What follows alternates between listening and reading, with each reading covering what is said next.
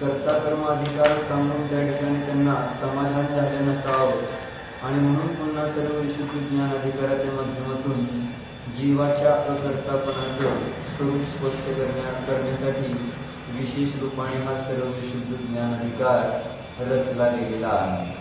ज्यामध्ये 308 ते 311 गाथेचं शीर्षकच दिलेलं आहे. अथ आत्मनः अकर्तृत्वं दृष्टांत पुरस्सरम आख्याति. आता आत्मा अकर्ता आणि अभोक्ता आहे हे त्या ठिकाणी दृष्टांतपूर्वक सांगितलं आहे. गाथा 308 ते 311 बघा. पुन्हा एकदा पान सांगितलं 493 92 पान 92 चे शीर्षक आहे. 93 गाथा सुरू होते. 493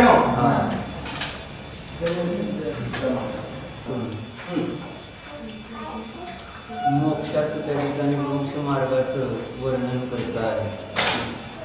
कारण यानंतर या प्रकारे जो जाणत नाही तो कशा प्रकारे संसाराला उत्पन्न करतो या सांगणाऱ्या 2 गाथा सांगितलेल्या आहेत. पुढे 312 313 आणि पुढे त्याचं स्पष्टीकरण करण्यासाठी अजून 314 आणि 315 गाथा सांगितलेल्या आहेत. इथं आत्म्याचं अकर्तृत्व त्या ठिकाणी दाखवत असताना अकर्तापण अर्थात स्वभाव आणि अकर्तापण त्या ठिकाणी जो जाणतो त्याच्या पर्यायामध्ये मोक्ष मार्ग प्रगट होतो, तोच त्या ठिकाणी पर्यायामध्ये मुक्तीला प्राप्त होतो आहे. म्हणून इथं या गाथा मोक्ष मार्गाच्या अपेक्षेने आमच्या पर्यायामध्ये मोक्ष मार्ग प्रगट करण्यासाठी संवेदनशील ज्ञान चारित्र्य प्रगट करण्यासाठी या ठिकाणी या गाथेचा आपल्याला उपयोग करून घ्यायचा आहे. आणि मुख्यतः त्याच्यामध्ये हीच आहे की अकर्तृत्व दाखवायचं. आत्मा अकर्ता आहे कारण अनादी काळापासून संसारामध्ये आहोत तर त्याचं मूळ कारण आहे कर्ता बुद्धी. हे कर्तृत्व घेतलं म्हणून संसार आहे आणि त्या ठिकाणी आत्मस्वरूप अकर्ता हे जर जाणलं तर त्या ठिकाणी संसाराचा अभाव होणार आहे. म्हणून आम्हाला आमच्या पर्यायातून संसार नष्ट करायचा आहे तर जाणलं पाहिजे की आत्मा अकर्ता का आहे, कोणत्या अपेक्षेने आहे हे त्या ठिकाणी आम्हाला समजणं आवश्यक आहे. आणि त्या हेतूने या ठिकाणी या गाथा जर आपण जाणल्या तर आमच्या पर्यायामधला संसार कमी होईल, अर्थात दुःख कमी होईल आणि पुढे परिपूर्ण सुखाची प्राप्ती होणार आहे. मी अकर्तापण पाहणं म्हणजे त्या ठिकाणी मुक्त स्वभावाला पाहणं. कारण कर्तापण म्हणजे त्या ठिकाणी बंद आहे आणि अकर्तापण म्हणजे मुक्तता आहे की काहीतरी करायचं कार्य म्हटलं की तिथं विकल्प आहे आणि करता पण नाही म्हटलं की संपलं, विकल्पाचा अभाव झाला. जेथे करता पण आहे तेथे विकल्प आहे, जेथे करता पण नाही तेथे विकल्प नाही. विकल्पाचा अभाव म्हणजे मोक्ष. म्हणून इथं अकर्तृत्व अर्थात आत्म्याचं अकर्तृत्व दाखवतात. आत्मा अकर्ता आहे त्या ठिकाणी दाखवला जातो आहे. मग तो का अकर्ता आहे? कारण आजपर्यंत आम्हाला कधी पटलं नव्हतं आणि अजूनही त्या ठिकाणी संस्कार जेव्हा आम्ही गृहकार्यामध्ये व्यस्त असतो तेव्हा त्या ठिकाणी स्वतःमध्ये त्या कार्यासंबंधी कर्ताबुद्धी बनून राहिलेली असते आणि ती कर्ताबुद्धी त्या ठिकाणी नष्ट करण्यासाठी आपल्याला मी अकर्ता का आहे हे संस्कार दृढ करणं आवश्यक आहे. कशा पद्धतीने त्या ठिकाणी मी अकर्ता आहे याची त्या ठिकाणी आम्हाला एक अनुभूती होणं आवश्यक आहे. कारण जोपर्यंत आपल्याला अकर्तापणाचं कारण समजत नाही तोपर्यंत त्या ठिकाणी आपली कर्तापणाची बुद्धी सुटणार नाही. आपल्याला अकर्तापणाचं कारण त्या ठिकाणी प्रतीतीला आलेलं नाही किंवा अकर्तापणाचं कारण पटलेलं नसतं आणि त्या कारणाने त्या ठिकाणी पुन्हा पुन्हा संसारामध्ये कोणत्या ना कोणतं काम करण्याचे भाव होत राहतात. म्हणून इथं आचार्य आपल्याला त्या ठिकाणी दृष्टांताच्या माध्यमातून आत्मा अकर्ता कसा हे सिद्ध करून देतात. म्हणजे सिद्ध करणे जो स्वभाव आहे अग्नीला उष्ण आहे हे सिद्ध करून द्यावं लागतं. साखर गोड आहे हे सिद्ध करावं लागतंय. तद्वत इथं जीव अकर्ता हे सिद्ध करण्याची वेळ आली आहे. तसं तर अग्नीला उष्ण आहे हे सिद्ध करण्याची काही गरज नाही आहे. साखर गोड आहे हे सिद्ध करण्याची गरज नाही आहे. तसं आत्मा अकर्ता हे सुद्धा सिद्ध करण्याची गरज नाही आहे. परंतु ही सगळी आहे अज्ञानाची महिमा. कारण या गाथेनंतर कलश आलेला आहे त्याच्यामध्ये आचार्यांनी शब्दच ठेवलेला आहे की तिथं आहे ना हे सगळं जे कर्तापण आहे ते कशात कोणत्या कारणाने तर त्या ठिकाणी ते कर्ता पण आहे ते अज्ञानाच्या महिमेने आहे. असं 195 कलशामध्ये शेवटी केलेलं महिमा कभी गहन, ही अज्ञानाची महिमा त्या ठिकाणी अत्यंत गहन आहे. की का हे समजत नाही आहे की त्या ठिकाणी अकर्ता असताना सुद्धा कर्ता बुद्धी कशामुळे घेतो आहे. हे काय हे सगळं कोणाचं महात्म्य, कोणाची महिमा, तर ही सगळी अज्ञानाची महिमा आहे. म्हणून ही अज्ञानाची महिमा नष्ट होण्यासाठी आणि ज्ञानाची आपल्याला महिमा येण्यासाठी त्या ठिकाणी आपल्या स्वरूपाचा त्या ठिकाणी निर्णय करून देण्याचा आचार्य येथे या 308 ते 311 गाथेच्या माध्यमातून प्रयत्न करतात. आणि हे जाणून त्या ठिकाणी आपण आपल्या स्वरूपाचा निर्णय करायचा आहे आणि त्यानुसार श्रद्धाने आचरण पण करायचं आहे. हे ज्ञान झाल्यावर श्रद्धाने आचरणांचं व्यवस्थित होईल. नुसतं मी अकर्ताय म्हणून त्या ठिकाणी ऐकलं म्हणून आम्ही अकर्ता मानायला तयार होत नाही. आणि ऐकतो आपण की आपण अकर्ता आहोत, परंतु तरी सुद्धा त्या ठिकाणी कोणता ना कोणता बाहेरनं कोणता ना कोणतं काम करण्याचा भाव मात्र संपलेला नसतो. जे संसारी जीव आहेत ते संसाराचं कार्य करण्याचे विकल्प करतात आणि जे धर्म मार्गामध्ये त्या ठिकाणी थोडेसे लागलेले असतील ते जाणतात की आपण त्या ठिकाणी कोणतं तरी धर्माचं कार्य केलं पाहिजे. कोणालाही असं वाटत नाही की निवांत आपण आपल्या स्वरूपामध्ये राहावं, असं त्या ठिकाणी न वाटता आपण काय म्हणतो की काहीतरी केलं पाहिजे. केल्याशिवाय त्या ठिकाणी कसं होणार आहे. हे सगळं त्या ठिकाणी बाहेरून आपल्याला करण्याचे भाव अनादी काळापासून असल्या कारणाने धर्म जरी आपण करू लागलो तरी भावना कोणती की हे केलं तर आमचा धर्म व्यवस्थित होईल. हे बाहेरून संयम पाळाचं केलं, एकासन केलं, व्रत केली म्हणजे त्या ठिकाणी आम्हाला धर्म करण्याची संधी प्राप्त होईल. त्या ठिकाणी धर्म करण्याची संधी आम्हाला व्रत संयम तप नियम देणार आहेत का याचा आपण निर्णय करत नाही. की व्रत नियम संयम तप करण्याचा भाव म्हणजे धर्मापासून दूर राहण्याचा भाव आहे एका अपेक्षेने. कारण तिथं त्या व्रत नियम संयम तपासंबंधी विकल्प असतात आणि आत्मा तर त्या ठिकाणी मूळ निर्विकल्प आहे. म्हणून व्रत नियम संयम तपाचं पण वास्तविक पाहता जर नियमसार काढला तर त्या अंतर्गत सांगताना किंवा जर आपण द्रव्य संग्रह जरी काढलं तर त्या ठिकाणी व्रत नियम संयम तप हे सगळे भाव संवराची कारणं सांगितलेली आहे. म्हणजे शुद्धोपयोग रूप सांगितलेलं आहे. व्रत शुद्धोपयोग रूप असतात, नियम शुद्धोपयोग रूप आहे, संयम शुद्धोपयोग रूप आहे, तप शुद्धोपयोग रूप आहे. परंतु या ठिकाणी व्रत नियम संयम तप हे आम्ही शुद्धोपयोग रूप जाणत नाही. आम्ही त्याला त्या ठिकाणी शरीराच्या क्रियेतून पाहतो आणि मग म्हणतो की तसा पुरुषार्थ केला पाहिजे. व्रतरूप पुरुषार्थ म्हणजे शुद्धोपयोग पुरुषार्थ केला पाहिजे अशी त्या ठिकाणी जाणीव होत नाही आणि तो पुरुषार्थ त्या ठिकाणी आम्ही गौण करतो आणि शरीराच्या माध्यमातून केली गेलेली क्रिया जी आहे त्याला आम्ही नेहमीच त्या ठिकाणी मुख्य करत आलेलो आहे. आणि याचं कारण काय आहे. अज्ञान. आत्मा अकर्ता आहे याच्या संबंधी असणारे जे अज्ञान आहे आणि त्या अज्ञानामुळे त्या ठिकाणी ही भावना निर्माण होते की काहीतरी त्या ठिकाणी केलं पाहिजे. ना केल्याने होत आहे रे असं जे म्हटलं जातं किंवा हिंदू मतामध्ये पण आलेलं आहे की तू कर्म करत राहा, फळाचा विकल्प करत बसू नको. हे कर्म करणं एवढं तुझं काम आहे. परंतु आचार्य इथं आपल्याला सांगतात की वास्तविकता कर्म करणं हा तुझा स्वभावच नाही आहे. कोणतंही कार्य करणं हा तुझा स्वभावच नाही आहे. कारण स्वभाव आहे अकर्ता आणि त्या अकर्ता स्वभावाकडे दृष्टी दिली नाही. त्यामुळे त्या ठिकाणी कर्म करण्याचा कार्य करण्याचा आम्हाला भाव होत राहतो आहे. म्हणून इथं संस्कार एकच करायचा आहे प्रत्येक समयाला आणि तो म्हणजे त्या ठिकाणी जो जसा स्वभाव आहे तसा संस्कार करायचा आहे.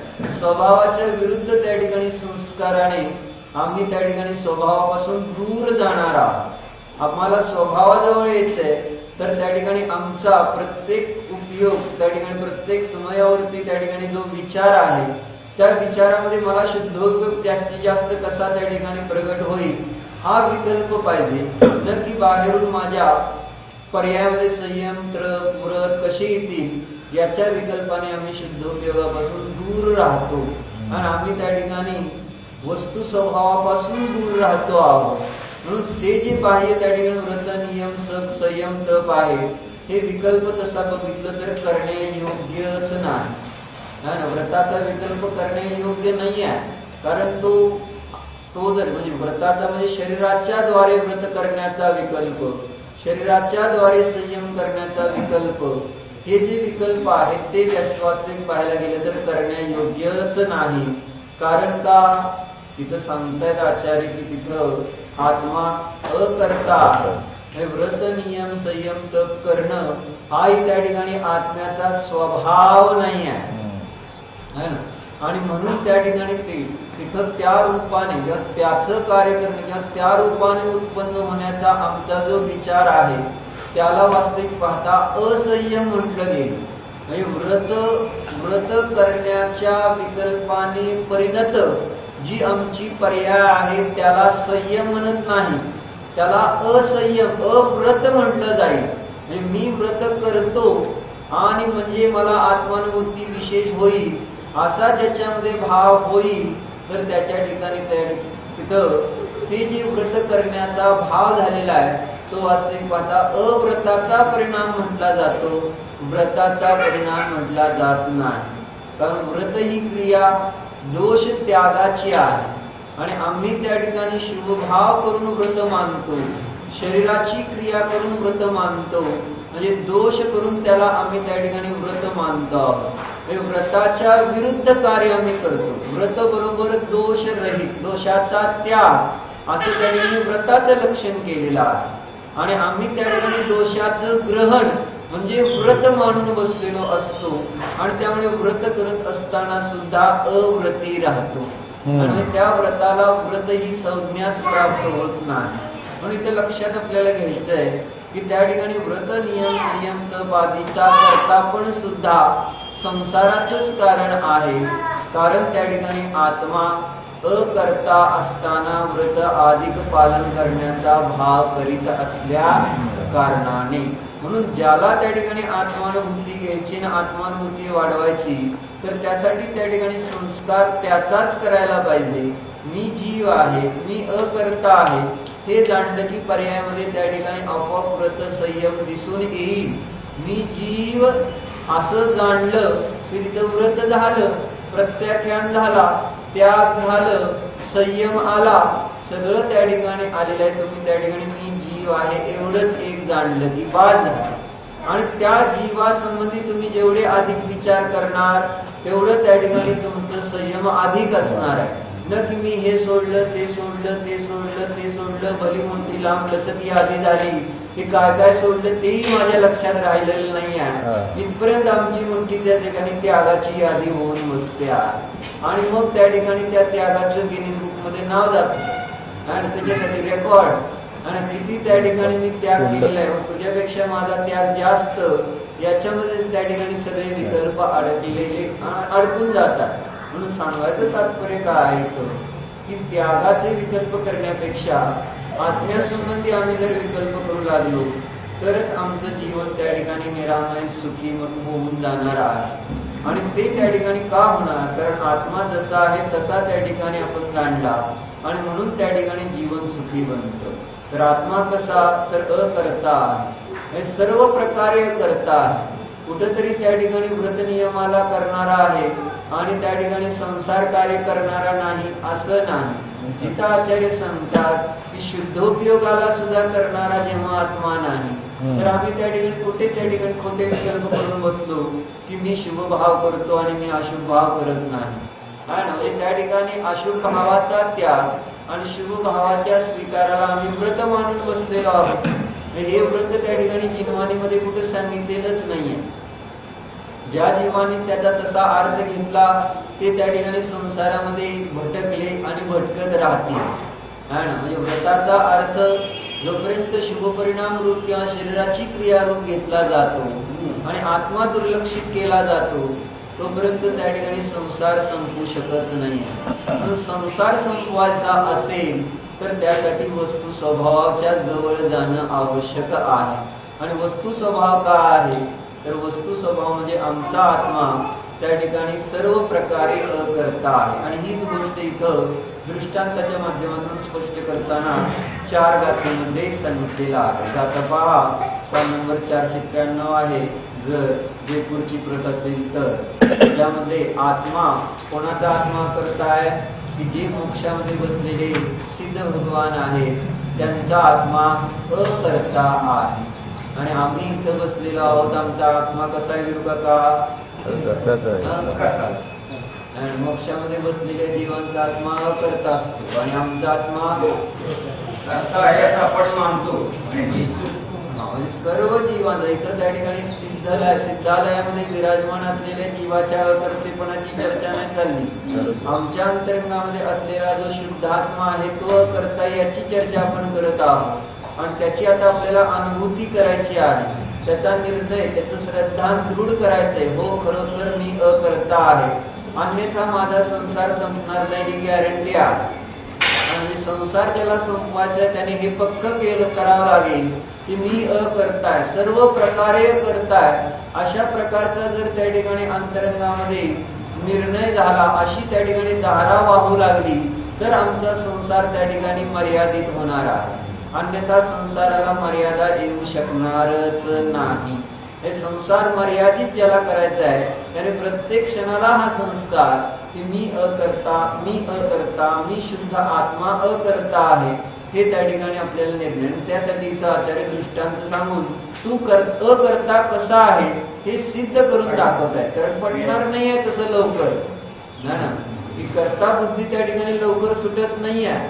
अजून कोणतंही काम करत असताना तिथं कर्तेपणाचा भाव कुठल्या ना कुठल्या पद्धतीने शिल्लक राहिलेला दिसूनच येतो आहे.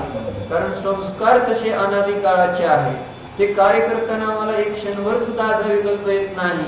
म्हणजे आतून भाव असे होत नाही तेव्हा खरोखर मी तर अकर्ताय, माझा याच्याशी काही संबंध नाही आहे असा भाव होत नाही. परंतु विरुद्ध भाव मात्र नेहमी होत राहतो की जरी निवांत बसलो तरी आम्हाला भाव येत असतात की मी थोडा का होईना करता आहे. निवांत बसलोय म्हणून काय झालं, मी घरातला त्या ठिकाणी करता धरता पुरुष असलो आहे म्हणून सगळी जबाबदारी माझ्यावरच आहे. अशा प्रकारे निवांत बसला तरी कर्ता बुद्धी त्या ठिकाणी संपलेली नसते. आणि या उलट कार्य करत असताना अकर्तापणाचा भाव कधी उत्पन्न होत नाही. आणि याचं नाव त्या ठिकाणी संसार आहे. की कार्य होत असताना अकर्तापणाची प्रतीती न येणं आणि त्या ठिकाणी निवांत बसलो असताना मी करता आहे असे विचार राहणं यालाच म्हणायचं संसार. म्हणून संसार संपवायचा तर कार्य होत असताना सुद्धा मी अकर्ता आहे असं जेव्हा आम्ही जाणू लागू तर आमचा संसार संसीमित होणार आहे. म्हणून मी अकर्ता कसा आहे हे आपल्याला या गाथेच्या माध्यमातून पाहायचे. तर गाथा काय बघा.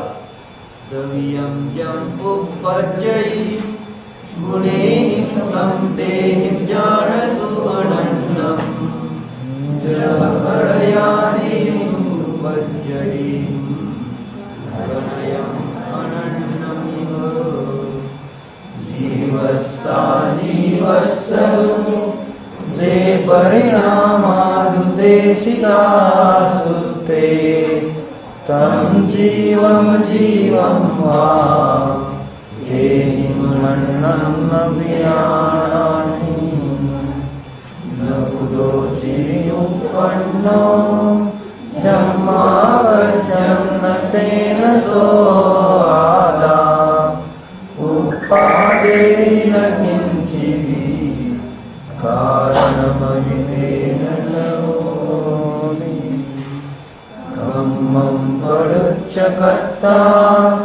कर्तारं परुच्च कम्मानि उपपज्जन्ति अनियमा सिद्धिर्निसते अन्ना. काय सांगणार आहे देवा तुम्ही? अकर्ता कसा आहे? काय सांगणार आहे त्याच्या अकर्ता कसा आहे? आत्मा अकर्ता आहे. एवढं ते लक्षात काय अडचण नाही. आत्मा कसा आहे? बाहुबली. हा कशा सांगणार आहे? या चार घटनेच्या माध्यमातून सांगतात की आत्मा अकर्ता आहे. म्हणजे आत्मा अकर्ता का आहे याची हेतू देणार आहे ना, कारण देणार आहे. कारण कारणाशिवाय आपल्याला पटत नाही लवकर. आपण तशी काही शिष्यच तसे आहोत. की त्या ठिकाणी धर्मामध्ये आम्हाला प्रत्येक वेळेस कारण लागतं खरं आणि खोट्यासाठी. संसार करत असताना आम्ही कारण विचारत नाही कधी सुद्धा की हे असं का म्हणून, आणि तिथं त्या ठिकाणी अगदी बरोबर आहे म्हणून लगेच प्रवृत्ती करू.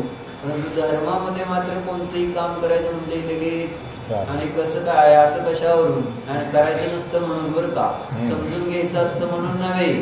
समजून घ्यायचं असताना विचारलं तर अजून 100 वेळा स्वागत. परंतु त्या ठिकाणी विचारण्याची स्टाईल जी असते त्यामध्ये त्या ठिकाणी भावना कोणता, अभिप्राय कोणते, की त्या ठिकाणी तुमचं चुकीचं आहे हेच त्या ठिकाणी म्हणायचं असतं आणि त्या दृष्टीने प्रश्न असतो. परंतु तिथं आपल्याला जिज्ञासा निर्माण होणं आवश्यक, की आचार्य सांगतात की अकर्ता जाणल्याशिवाय मुक्तीची प्राप्ती नाही. मग मी अकर्ता, मी तर त्या ठिकाणी ज्यावेळेस माझ्याकडे ज्या वेळेस पाहिलं त्यावेळेस मला मी करणाराच दिसलेला आहे, आणि कुठं आजूबाजूला पण जेव्हा मी पाहिलं तर सगळे जीव मला करणारेच दिसले, कोणताही जीव मला असा न करणारा दिसलाच नाही. मग हे वस्तू स्वरूपाच्या विरुद्ध कसं काय सांगतायत की जीव तर करणारा नाही. कारण मी बघतोय सगळीकडे जीव खातोय, जीव पितोय, जीव चालतोय, जीव बसतोय, जीव दुकानदारी करतोय, जीव शेती करतोय, जीव स्वयंपाक करतोय, सगळं करतोय असंच दिसतंय. आणि मग या ठिकाणी इथं उलट कसं त्या ठिकाणी कथन केलेलं आहे असा प्रश्न आला. त्यावेळेस या 4 गाथा त्या ठिकाणी आचार्यांनी सांगितल्या. तर पहिल्या गाथेमध्ये काय सांगतात की अकर्तापणाचा हेतू देतात की दव्यम जम उपपद्यई गुणेहि तम तेहिम जानसु अनन्नम, कि जो द्रव्य जिन गुणों से उत्पन्न होता है उन गुणों से उसे अनन्य जानो. जे द्रव्य ज्या गुणाच्या द्वारे उत्पन्न होतं ते त्या गुणाहून अनन्यच आहे, अर्थात अन्य नाही. पुन्हा जो द्रव्य जिन गुणों से उत्पन्न होता है उन गुणों से उसे अनन्य जानो. दृष्टांत दिला, जह कड्यादिहिम तु पज्जयेहिम कणयम अनन्नमी. जैसे जगत में कड़ा इत्यादि पर्यायों से सुवर्ण अनन्य है, वैसे ज्याप्रमाणे त्या ठिकाणी ज्या सोन्याच्या अवस्था आहेत अनेक प्रकारच्या, कड, कुंडल आदी, त्या कडे, कुंडल आदी मध्ये ते सोनं कसं असतं, अनन्य. त्या ठिकाणी त्या ज्या अवस्था आहेत सोन्याच्या, लॉकेट, नेकलेस, ज्या काही अवस्था आहेत त्या अवस्थेपासून सोनं काही भिन्न आहे का? आणि सोनं आपल्याच त्या ठिकाणी स्वभावानुसार कार्य करते. मग त्या सोन्याची जी अवस्था आहे, कोणतीही अवस्था असली तरी त्याच्यामध्ये सुवर्णत्व कसं आहे, विद्यमान आहे आणि अनन्य आहे. म्हणजे सोनं त्या ठिकाणी त्या पर्यायापासून भिन्न नाही. तसं इथं माझ्या पर्यायामध्ये कोणतीही त्या ठिकाणी अवस्था असली, शुद्ध अवस्थाच नव्हे, या ठिकाणी या पर्यायामध्ये कोणतीही जीवाची असली अवस्था तरी ज्याप्रमाणे सोनं त्याच्या अवस्थेपासून वेगळं नव्हतं, ते त्या रूपानेच होतं आणि सोनं सोनं रूपानेच होतं. तद्वत जीव त्या ठिकाणी कोणत्याही अवस्थेमध्ये असला तरी सुद्धा आपल्या जीवत्वाला त्या ठिकाणी सोडलेलं नसणारच. ते प्रत्येक पर्यायामध्ये जीव कसा आहे, किती सुंदर सांगितलं बघा. सोपा आहे, साधा आहे, परंतु त्या ठिकाणी आपल्यामध्ये ते उतरलं तर त्याचं त्या ठिकाणी आनंद येणार आहे की जीव प्रत्येक पर्यायाशी अनन्य आहे. जीव द्रव्य, कारण पहिल्यांदा काय सांगितलं, जो द्रव्य जिन गुणों से उत्पन्न होता है उन गुणों से उसे अनन्य जानो. त्या ठिकाणी त्या पर्यायाशी ते अनन्य असतं, त्या पर्यायापासून त्या ठिकाणी ते द्रव्य वेगळं असू शकत नाही. जसं सुवर्ण आपल्या पर्यायापासून वेगळं असं काय का, की त्या ठिकाणी सोन्याची नेकलेस अवस्था आहे परंतु सोनं त्याच्यामध्ये नाही आहे, आणि नेकलेस आहे म्हटल्यानंतर त्याच्यामध्ये सुवर्णत्व असणारच आहे की नाही. तद्वत इथं पर्याय आहे म्हटल्यानंतर जीवत्व असणारच. म्हणजे इथं त्या ठिकाणी तुम्ही आता ऐकता आहात शास्त्र, तर त्या ठिकाणी ऐकण्याची पर्याय आहे तर त्याच्यामध्ये अनन्य कोण आहे? की जीव त्या ठिकाणी त्या पर्यायापासून वेगळा नाही आहे. जीवत्व त्याच्यामध्ये जसंच्या तसं कायम आहे. परंतु त्या पर्याय बदलल्या असताना दृष्टी आमची आता कुठे आहे? की मी ऐकतो आहे आणि त्या ऐकत असताना त्याच्यामध्ये जीव अनन्य आहे हे विसरून गेला. जसं त्या ठिकाणी सोन्याचा दागिना घातल्यानंतर सोनेपणा त्या ठिकाणी गौण झालेला असतो आणि त्या ठिकाणी त्या दागिन्याची मुख्यता होऊन जाते दृष्टीमध्ये, की त्या दागिन्याची डिझाईन सगळं त्या ठिकाणी ते पाहिलं जातं. त्याच्यात त्या सोन्याकडे दृष्टी म्हणजे जे खरेदीदार असतात, सोनं ज्या ठिकाणी म्हणजे महिला ज्या दुकानामध्ये खरेदी करायला जातात ते सोनं खरेदी करायला नसतात जात आणि सोनं कमी खरेदी करत असतात ते एकदम. आणि दुकानदार जे असतो तो मात्र हुशार असतो आणि त्याची दृष्टी सोन्याकडे असते. त्याला म्हणजे कुठल्या डिझाईनची घेऊ द्या जास्तीत जास्त तेवढं माझा फायदा जास्त आहे. म्हणजे तिथं दुकानदाराची दृष्टी त्या ठिकाणी सोन्याकडे असते आणि खरीददार जे असतात त्यांची दृष्टी कोणाकडे असते? पर्यायाकडे. म्हणजे बघता कुठं तुम्ही सोनं बघितलेलं असतं त्याच्यातलं का त्याच्या डिझाईन त्याचं त्या ठिकाणी आकार कोणतं ते कोणतं पर्याय म्हणजे कानातला आहे का नाकातला आहे का गळ्यातला आहे का पायातला आहे का हातातला आहे का दंडातला इकडं त्या ठिकाणी दृष्टी मुख्य असते.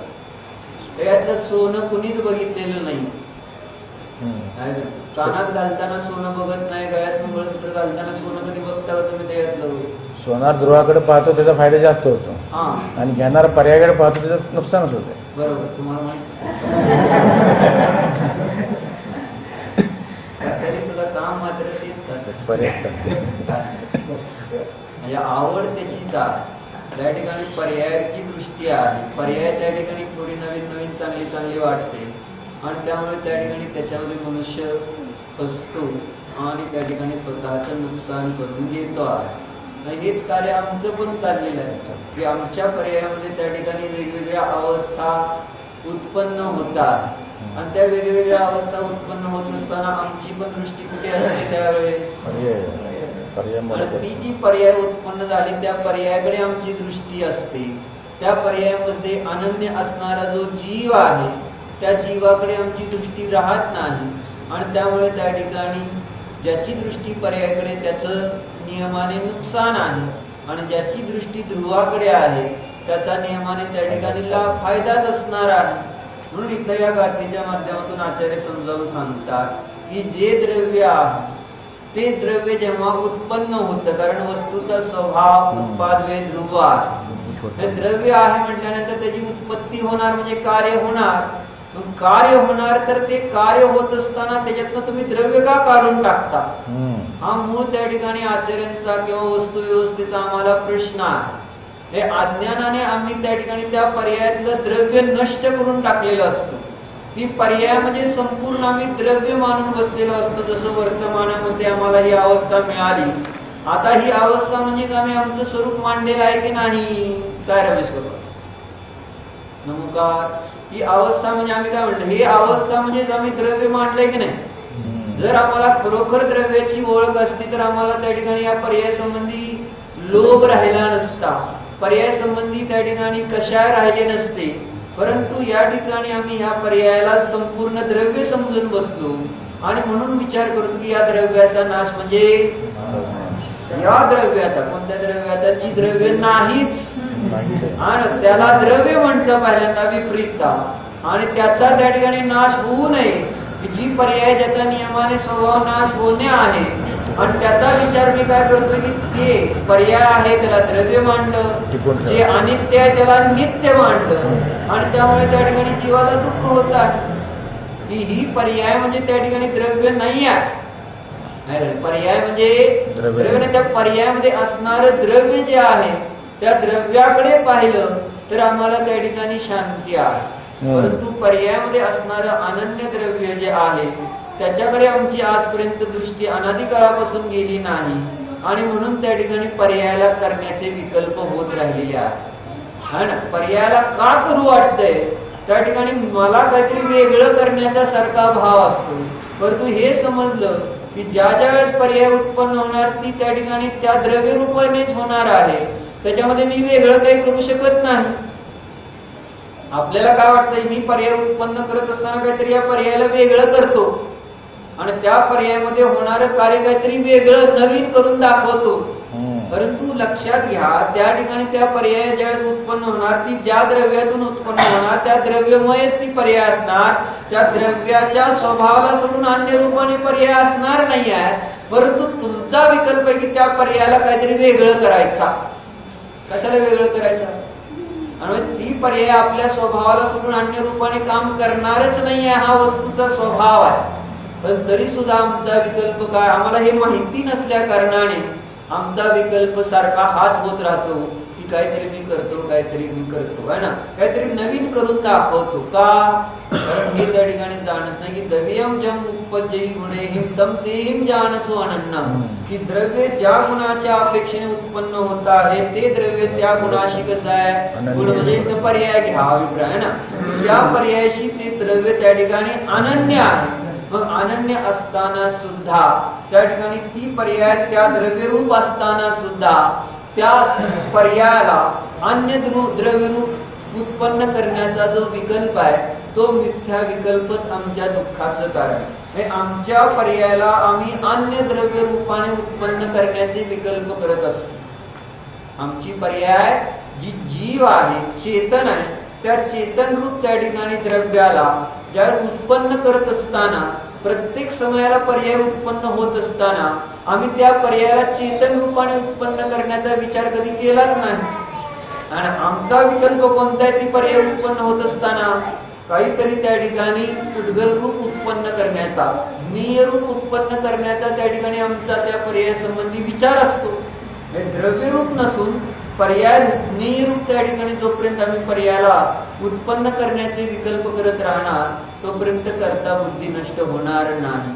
आणि म्हणून इथं दाखवलं की द्रव्यम जम उपजी गुणेहिम तम तेहिम जानसो अनन्नम, म्हणजे त्या ठिकाणी ती पर्याय त्या द्रव्याचीच आहे, त्या पर्यायाला त्या द्रव्यानेच केलेला आहे, त्या पर्यायाला दुसरं द्रव्य करू शकत नाही हे त्या ठिकाणी दाखवायचे. म्हणजे अकर्ता पण दाखवायचं ना आत्म्याचं, की जे ज्या द्रव्यातून उत्पन्न होणारी अवस्था आहे ती त्याच पर्यायाशी ते द्रव्य अनन्य असल्या कारणाने त्या ठिकाणी ती पर्याय जी आहे ती अन्य रूपाने उत्पन्न होत नाही, त्या पर्यायाला अन्य कोणी उत्पन्न करत नाही. दोन्ही भाग, माझं द्रव्य माझ्या पर्यायाशी अनन्य आहे म्हणून या पर्यायाला मी दुसऱ्या द्रव्य रूपाने उत्पन्न करू शकत नाही.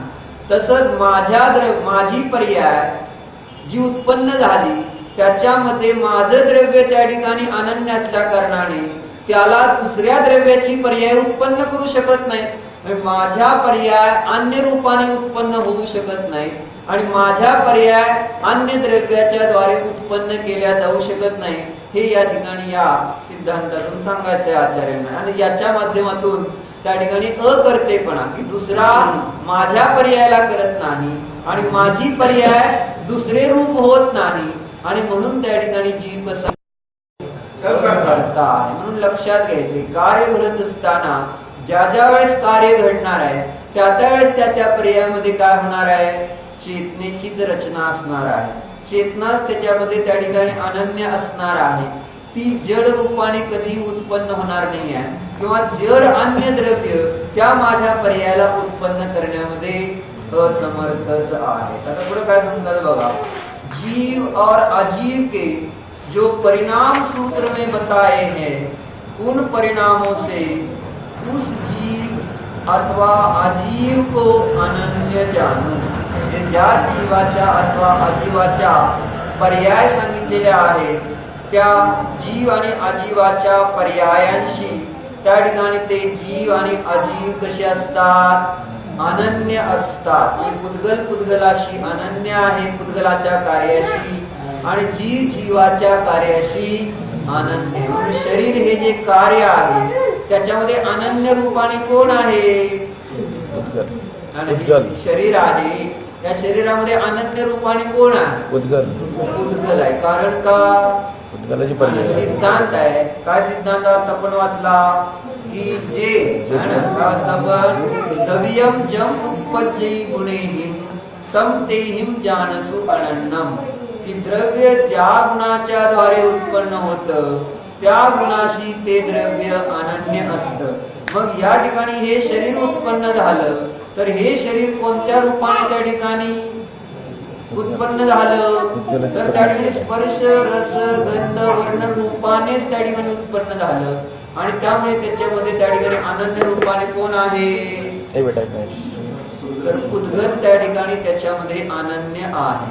आणि तसंच जीवाच्या परिणामामध्ये जीव देखील अनन्य. असं का तर बोला क्योंकि किसी से भी उत्पन्न नहीं हुआ इसलिए आत्मा किसी का कार्य नहीं है और किसी को उत्पन्न नहीं करता इसलिए वह किसी का कारण भी नहीं है. आणि पुन्हा काय सांगितलं पहिल्यांदा द्रव्य ज्या गुणाच्या द्वारे उत्पन्न होतं त्यावेळेस ते द्रव्य त्या गुणाशी अनन्य आहे. उदाहरण जसं सुवर्णाच्या अनेक प्रकारच्या पर्याय उत्पन्न होतात त्यावेळेस त्या पर्यायाशी सुवर्ण कसा आहे अनन्य आहे. मग त्याचप्रमाणे जीवाचे जे सांगितलेले परिणाम आणि अजीवाचे जे सांगितलेले सूत्रामध्ये परिणाम आहेत त्या जीव आणि अजीवाच्या परिणामाशी जीव आणि अजीवच अनन्य आहे. जीवाच्या परिणामाशी जीव अनन्य आहे आणि अजीवाच्या परिणामाशी अजीव अनन्य आहे. मग का पुढे काय सांगतात कारण किसी से भी उत्पन्न नहीं हुआ. जीव त्या ठिकाणी आपल्या परिणामाशी अनन्य असण्यापाठीमागचं कारण ते जे परिणाम आहे ते दुसऱ्या कोणा द्रव्याच्या द्वारे उत्पन्न झालेले नाही. म्हणून त्या ठिकाणी माझी वस्तू माझं चेतन द्रव्य कोणाचंही कार्य नाही म्हणून पर कोणीही करता नाही पहिली गोष्ट. आणि मी कोणाचं कार्य नाही म्हणून त्या ठिकाणी विश्वामध्ये सर्व परद्रव्य त्या ठिकाणी अकर्ता सिद्ध झाले. संपूर्ण विश्व अकर्ता हे सिद्ध होणार. हे आत्म्याच्या अकर्तेपणामध्ये संपूर्ण विश्वाची अकर्तापणाचा भाव त्या ठिकाणी प्रतीतीला यायला पाहिजे. या ठिकाणी पहिल्यांदा सांगितलं काय की जे द्रव्य आहे ते द्रव्य आपल्याच परिणामाच्या द्वारे उत्पन्न होत असताना आपल्याच परिणामाशी अनन्य आहे. त्यामुळे त्या ठिकाणी काय झालं जीव ज्यावेळेस आपल्या परिणामाने उत्पन्न झालेला आहे आणि त्या परिणामाशी अनन्य असल्या कारणाने त्या परिणामाला दुसऱ्या कोणी उत्पन्न केलं नाही म्हणून ते सगळे अन्य अकर्ता सिद्ध झाले. आहे का नाही. म्हणजे मी परद्रव्याचं कार्य नाही. कारण का माझ्यामध्ये उत्पन्न होणाऱ्या परिणामाशी मी अनन्य असल्या कारणाने पर कोणीही माझा करता असू शकत नाही. जर माझ्या उत्पन्न होणाऱ्या परिणामामध्ये पर त्या ठिकाणी कोणी आलं असतं तर मग परद्रव्य माझा करता आहे असं म्हणायला काही हरकत नव्हती. परंतु माझे परिणाम उत्पन्न झाले ते माझे परिणाम उत्पन्न होत असताना त्याच्यामध्ये कोठेही उद्गल धर्म अधर्म आकाश काल हे अनन्य नव्हतं. त्या ठिकाणी त्याच्याशी त्या परिणामाशी त्या ठिकाणी ते अन्य द्रव्य अनन्य नव्हते आणि त्यामुळे त्या ठिकाणी जिथं अनन्यपणा नाही तिथे कर्तापणा असू शकत नाही. म्हणजे अन्य द्रव्य माझं कार्य उत्पन्न होत असताना माझ्या कार्याशी अभिन्न नाही. जसं सुवर्णाच्या पर्यायामध्ये अनन्य आहे त्याच्याशी चांदी अनन्य होऊ शकते का म्हणून माग दृष्टांत तसा दिलेला आहे की सुवर्ण आणि चांदी एकत्र आली आणि त्या ठिकाणी मग ते सोनं कसं दिसतं पांढरं दिसलं. सोनं पांढरं दिसलं आणि म्हटलं पण जातं की हे सोनं जरा पांढरं आहे. सोनं पांढरं असतं का परंतु त्या ठिकाणी मिक्स झालेल्या चांदीच्या निमित्तात सोन्याला पांढरं म्हटलं गेलं. परंतु ती चांदी जी सोन्यामध्ये मिसळली ती चांदी चांदीच आहे. ती चांदी सोन्याच्या पर्यायरूप किंचित देखील उत्पन्न झालेली नाही. बरोबर. जे सोन्याचं त्या ठिकाणी परिणाम झाला कार्य झालं त्याच्यामध्ये सुवर्णच अनन्य होतं आणि जे चांदीचा परिणाम झाला त्याच्यामध्ये चांदीच अनन्य होती.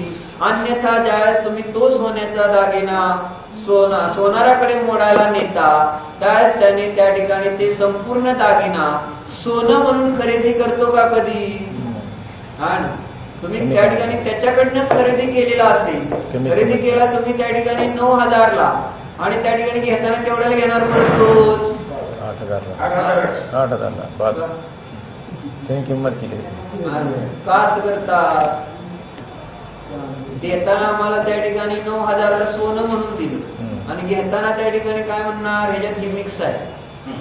म्हणजे त्या ठिकाणी त्याच्यामध्ये मिक्स असणारी वस्तू आहे ते जाणतात की त्या ठिकाणी ते तांब जरी सोन्यामध्ये मिसळलेलं असलं किंवा ती चांदी सोन्यामध्ये जरी मिसळलेली असली तरी ती चांदी किंवा ते तांब सोने रूपाने किंचित देखील परिणमलं नसल्या कारणाने आम्ही त्या चांदीला किंवा तांब्याला सोन्याचा भाव देऊ शकत नाही.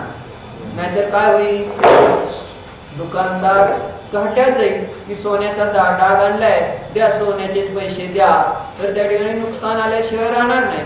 तो जाणतो जरी तिथं ते मिक्स झालं तरी त्या ठिकाणी ती चांदी म्हणजे त्या ठिकाणी सोन्याला प्राप्त न झाल्या कारणाने मी सोन्याचा भाव चांदीला देणार नाही, मी सोन्याचा भाव तांब्याला देणार नाही, मी सोन्याचाच तेवढा त्या ठिकाणी भाव सोन्याला देणार, बाकीचा भाव मी देणार नाही, बाकीचं फुकटच घेणार. चांगली तांब जे आहे ते सगळं फुकटच असतं त्याच्याबरोबर. त्याची तर किंमत द्यायला पाहिजे. खरं तर आता नवीन आयडिया सांगतो. मिक्स आहे म्हणतात त्या मिक्स जेवढं कोणता असेल त्या धातूचा काय स्वस्त नाही. चांदी सुद्धा 30,000 रुपये झाली म्हटली परवा आणि तांब सुद्धा काय फुकट नाही. तांब सुद्धा 300-400 रुपये किलो आहे. त्यामुळे त्या ठिकाणी महागायचं ते पण महागा पिकं. ठीक आहे तुमचं सोन्याचं आचार्याने शिकवले, मी नाही शिकवले. सांगायचं तात्पर्य काय, निश्चय व्यवहार व्यवस्थित असा. व्यवहाराला त्या ठिकाणी कुठेही जर व्यवहार जर चुकला तर तुमचा निश्चय पण चुकणार आहे, हे पण गॅरंटेड समजा. म्हणजे व्यवहारामध्ये जो त्या ठिकाणी अव्यवस्थित आहे त्याला त्या ठिकाणी तिथली सदसद विवेक बुद्धी नाही, तो त्या ठिकाणी धर्मामध्ये सुद्धा भ्रष्ट होणार आहे. सांगायचं तात्पर्य काय एवढं की तिथं सुवर्णत्व सुवर्ण जे आहे ते आपल्याच परिणामाला प्राप्त झालेलं असल्या कारणाने त्या ठिकाणी तिथं ते सोनं अन्य कोणाचंही कार्य होऊ शकत नाही. म्हणजे ते चांदीचं कार्य नाही किंवा तांब्याचं कार्य म्हटलं जाऊ शकत नाही. हे पहिलं दाखवलं. तद्वत त्या ठिकाणी जीवाचे जे परिणाम उत्पन्न होतात आणि जीवाचे परिणाम उत्पन्न होत आहे ते परिणाम जीवाचंच कार्य असल्या कारणाने, कारण परिणाम ते जीवाचं कार्य का आहे, जीवाचीच आहे, त्याचीच आहे. कारण जीव त्या परिणामामध्ये अनन्य आहे. जे ज्याच्यामध्ये अनन्य असतं तो त्याचा परिणाम. जसं घटामध्ये माती अनन्य आहे, व्यापून आहे, म्हणून त्या ठिकाणी घट कोणाचा, मातीचा. घट कोणाचा, मातीचा. कारण घट मातीमध्ये माती घटामध्ये अनन्य आहे. तसं जीवाचे प्रत्येक समयाला होणारे जे परिणाम आहेत त्या परिणामामध्ये जीव कसा अनन्य, आणि जीव अनन्य आहे म्हणून तो परिणाम कोणाचा, जीवाचा. ज्या परिणामामध्ये जे अनन्य असतं तो परिणाम त्या द्रव्याचा. मग ज्या परिणामामध्ये जीव अनन्य आहे त्या परिणामाचं कर्ता जीव झाला. त्या ठिकाणी ते अन्य द्रव्य आहे, ते अन्य द्रव्य त्या परिणामाचे कर्ता होऊ शकत नाही, कारण ते त्याच्याशी. हे सिद्धांत लक्षात ठेवा. रोजच्या जीवनामध्ये तुम्ही कामं करत असताना एवढं जरी लक्षात राहिलं तरी आपण त्या ठिकाणी निर्भार होणार आहोत ना. जो आमच्या डोक्यावर भार आहे तो भार कमी होणार जर तुम्ही त्या ठिकाणी तुमच्या परिणामाशी आणि प्रत्येक द्रव्याच्या परिणामाशी त्याचा अनन्यपणा जोडला तर तुम्ही निर्भार होऊन जाणार. परंतु तुम्ही प्रत्येक द्रव्य आपापल्या परिणामाशी अनन्य असताना त्या द्रव्याला त्या परिणामाचा कर्ता न मानता आपण त्या ठिकाणी त्या द्रव्याचे कर्ता किंवा ते द्रव्य माझ्या परिणामाचा करता मांडल्यामुळे त्या ठिकाणी सगळा हा गोंधळ आहे. गोंधळ संपवायचा तर काय उपाय? काहीच नाही. गोंधळ संपवायचा म्हटलं तर काहीच नाही. आणि करण्याचं संपलं. प्रत्येक समयाला पर्याय उत्पन्न झाली, जीव त्याच्यामध्ये आला, आत्मानुभूती झाली. आत्मानुभूती सरळ झाली की नाही? आता क्रमनियमिततेच्या अपेक्षेने आत्मानुभूती करायची राहिली का आता? आणि प्रत्येक परिणामामध्ये जीव आला, आत्मानुभव झाला. प्रत्येक परिणामामध्ये आला ना जीव. कारण का? स्वभावच असा आहे वस्तूचा की ज्यावेळेस पर्याय उत्पन्न होते त्यावेळेस त्याच्याशी द्रव्य अनन्य असते. मग माझी पर्याय उत्पन्न होते, माझा जीव त्या परिणामाशी अनन्य म्हणजे आत्मानुभूती झाली. आत्मानुभूतीमध्ये आपण काय म्हणतो की निजध्रुव आत्म्याला आपल्या ज्ञान पर्यायामध्ये जाणणं म्हणजे आत्मानुभव. परंतु वस्तूचा स्वभावच आत्मानुभव आहे ना. परिणाम जर आपण आता वास्तवाच्या अपेक्षेने विचार केला तर प्रत्येक द्रव्याची म्हणजे जीवाची आमची पर्याय उत्पन्न झाली. त्याच्यामध्ये जीव अनन्य आहे, जीव त्याच्यामध्ये आहे म्हणजे आत्मानुभूती. जर तुम्ही तिकडे उपयोग दिला की आत्मानुभूती झाली, परंतु तुम्ही त्या जीव त्या पर्यायामध्ये असणारा अनन्य जीव तेवढा पाहिला नाही. त्याला त्या ठिकाणी काढूनच टाकलं दृष्टीतून आणि पाहिलं ते मात्र पर्याय आहे ना. दिसली आम्हाला फक्त अवस्था. जी कोणती अवस्था आम्हाला अनुभूतीमध्ये येते तीच त्या ठिकाणी अवस्था म्हणजेच मी, असं त्या ठिकाणी विपरीत श्रद्धान झालं आणि त्या ठिकाणी जन्म मरणाचं दुःख आलं. म्हणून इथं थोडक्यात आहे, किती सोपं उपाय की पर्याय उत्पन्न होते माझ्या, मी जीव आहे, माझ्या पर्याय उत्पन्न होतात, माझ्या पर्यायामध्ये माझा जीव अनन्य आहे, ती झाली आत्मा. तिकडं लक्ष दिलं, आत्मानुभूती झाली, पर्याय गौण झाली. पर्याय गौण झाली म्हणजे त्या ठिकाणी त्या आत्मानुभूतीमध्ये त्या पर्यायाचा अभाव आहे. कारण का? कारण ती पर्याय जीवामुळे उत्पन्न झालेली नाही आहे. जी त्या ठिकाणी पर्यायामध्ये कोणती क्रोध, लोभ, मान आणि जी पर्याय ती जीवामुळे उत्पन्न झालेली नाही आहे. ती पर्याय उत्पन्न कोणामुळे झाली? परलक्षामुळे उत्पन्न झालेली आहे. कर्माच्या निमित्तात उत्पन्न झालेल्या त्या विभाव परिणाम आहेत. म्हणून त्या ठिकाणी जेव्हा माझी दृष्टी माझ्या चैतन्य परिणामाबरोबर असणाऱ्या जीवाशी अभिन्न झाली तेव्हा तिथं त्या ठिकाणी त्या पर्याय माझ्या त्या चैतन्य परिणामामध्ये नाही. कारण त्या ठिकाणी त्या अन्य आहेत. क्रोध, मान, माया, लोभ ह्या पर्याय अन्य अन्य अन्य आहेत. कारण परलक्ष्य म्हणजे पराच्या निमित्तात होता आहे. म्हणून भेदज्ञान झालं की हे जीवाचे परिणामामध्ये चेतना शुद्ध दिसली आणि पर्याय त्याच्यामध्ये नाही, अशी भेदज्ञानाची धारा प्रत्येक क्षणाला वाहू लागली. म्हणजे भेदज्ञान त्या ठिकाणी सोपं झालं, काय कठीण राहिलं. आणि आता तुम्ही तुमच्या पर्यायालाच अनन्य मानता आणि पर्याय सर्वस्व मानता आणि त्यामुळे त्या ठिकाणी आम्हाला आत्मानुभूती कठीण वाटते. आमची बुद्धी उलटी झाली. आम्ही द्रव्यामध्ये पर्यायामध्ये द्रव्य अनन्य पाहत नाही, पर्यायामध्ये द्रव्य अनन्य पाहत नाही, तर द्रव्यामध्ये पर्याय अनन्य पाहत. बुद्धी कशी? द्रव्य जे आहे त्या द्रव्यामध्ये पर्याय अनन्य आहे. जी पर्याय तशी बघायला गेली तर समयवर्ती होती, परंतु ती पर्याय त्या द्रव्याशी अनन्य करून पाहिली म्हणजे ते त्या ठिकाणी त्या द्रव्याचं स्वरूप म्हणून पाहिलं. आणि म्हणून मग काय झालं? तिथं त्या पर्याय संबंधी करता बुद्धी निर्माण झाली. कारण ती पर्याय द्रव्याशी अनन्य जेव्हा करणार, परंतु पर्याय अनन्य आहे का? क्रोध झाला तो त्या ठिकाणी त्या द्रव्याबरोबर कायम असतो का? क्रोध कायम आहे का? क्रोध, लोभ कायम आहे का? मान कायम आहे का? मग जर ते कायम नाही आहेत म्हणजे अनन्य नाही आहेत, अनन्य नाहीत म्हणजे त्या ठिकाणी तुमचा परिणाम नाही आहे, तुम्ही नाही आहे. ते लक्षात घेऊन त्या ठिकाणी त्याच्यापासून आपल्याला भिन्न जाणणं आवश्यक आहे, तरच आपल्याला जीवनात शांती मिळणार. परंतु जोपर्यंत तुम्ही त्या पर्यायाला स्वतःशी अनन्य पाहणार तोपर्यंत जीवनामध्ये अशांतीच आहे. म्हणून इथं दाखवलं सिद्धांत पुन्हा एकदा बघा तिसरी गाथा, क्योंकि किसी से भी उत्पन्न नहीं हुआ इसलिए वह आत्मा किसी का कार्य नहीं है और किसी को उत्पन्न नहीं करता इसलिए वह किसी का कारण भी नहीं है. जर जीव द्रव्य दुसऱ्या द्रव्याच्या पर्यायाशी अनन्य होईल तर मी जीव द्रव्य दुसऱ्या द्रव्याचं कारण म्हणता येईल. परंतु मी जीव द्रव्य दुसऱ्या द्रव्याची पर्याय होत असताना त्याच्याशी मी अनन्य आहे का हे पहा. आहे की नाही? हे कधी पाहत नाही आपण. मी जीव द्रव्य मी जीव चेतन द्रव्य होणाऱ्या पुद्गलाच्या पर्यायाशी अनन्य आहे का हे कधी आपण त्या ठिकाणी थांबून विचार करत नाही. शांत चित्ताने ध्यानामध्ये विचार करत नाही. ध्यान करायला वेळ नसल्या कारणाने.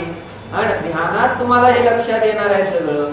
परंतु तुम्ही नुसतं असं बघून म्हटलं मी बघतो तर नाही, थोडंसं चिंतन करणार तर तुम्हाला लक्षात येणार की खरोखर त्या पुद्गलामध्ये माझी चेतनता परमाणू मात्र सुद्धा व्यापून नव्हती आणि त्यामुळे त्या ठिकाणी मी त्या पुद्गल द्रव्याच्या पर्यायाला उत्पन्न करण्याचा जो विकल्प केला तो सगळा मिथ्या होता असा भाव होईल तर त्या ठिकाणी पुन्हा ते कार्य करत असताना आम्हाला त्या ठिकाणी त्याच्या संबंधीची कर्तापणाची बुद्धी येणार नाही.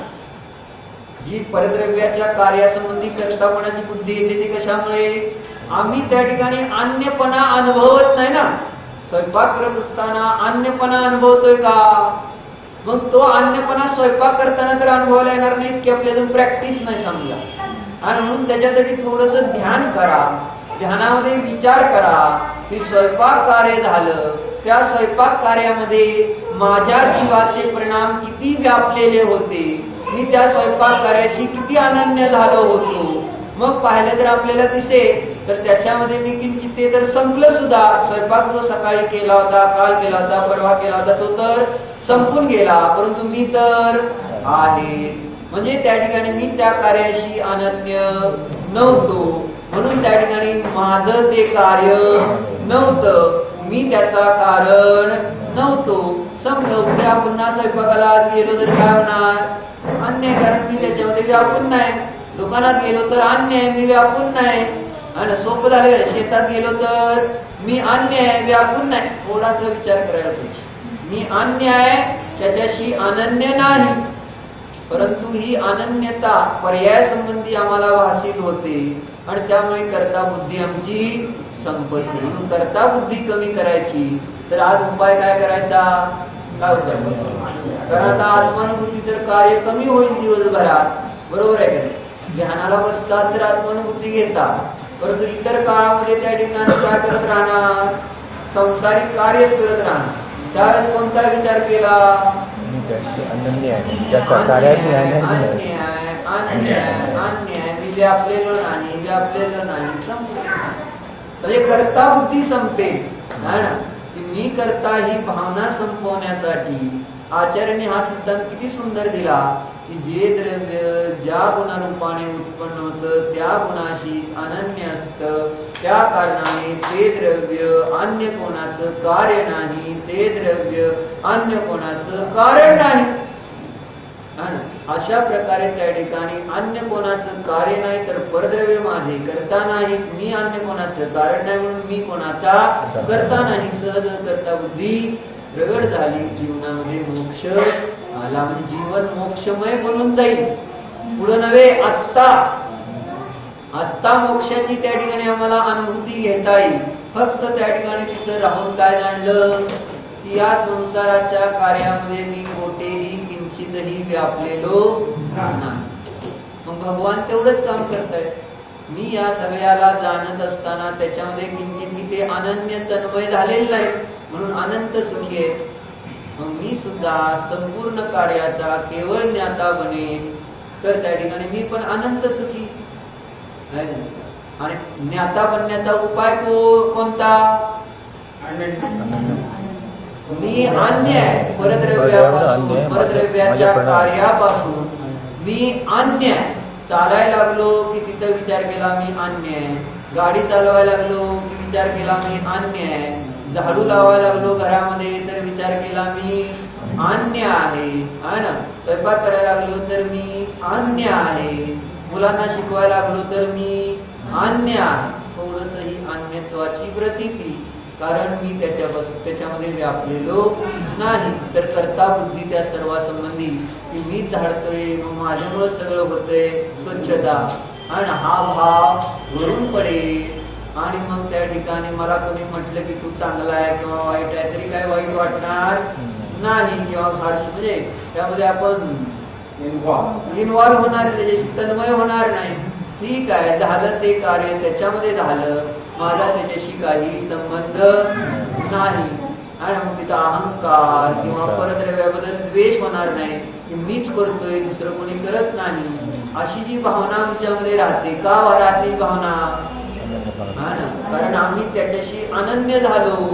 स्वयंपाक करायला लागलो, मीच करतोय यार, त्याला काय होते, 1 दिवस 2 दिवस 3 दिवस रोजच करायला काय करत असताना अन्य आपण स्वतःला त्याच्यापासून अन्य जाणलं तर आपोआप जीवनामध्ये शांती. आणि तुम्ही एक नुसता मनात भाव आणला, करताय तर सगळं तुम्ही, हा ना, आणि नुसता त्या ठिकाणी मनात हा जर भाव आणला की मी करतो